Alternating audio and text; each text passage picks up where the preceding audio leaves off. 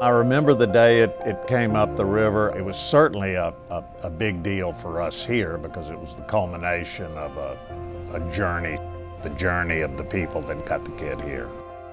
The second I step and see all that gray and those hatches that you have to go through to go from one compartment to another and the tiny spaces, I mean, it takes me back in time. It really does. It really does. It's interesting when you talk to Richard Manship. He was in the Navy.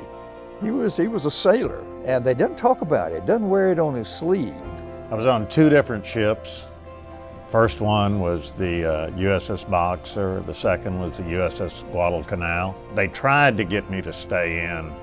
They were going to send me back to school to graduate, get a degree, and then come back as an officer, which was really appealing, but I just, felt like I had the family business back home, but I was close to staying.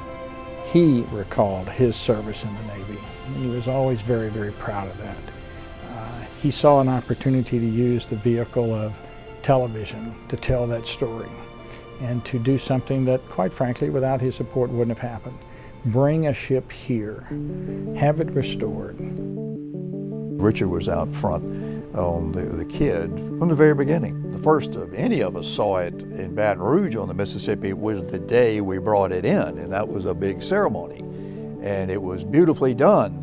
Hung flags off the Mississippi River Bridge, had confetti, had tugboats, fireboats ahead of it spewing water as she was brought into Baton Rouge and anchored. Then we had World War II airplanes that flew over it and an air salute. Baton Rouge Symphony was playing Victory at Sea down there on the actual bank of the river. There were several thousand people that came down to see that. And it made you go back and think about what it stood for, both then and now.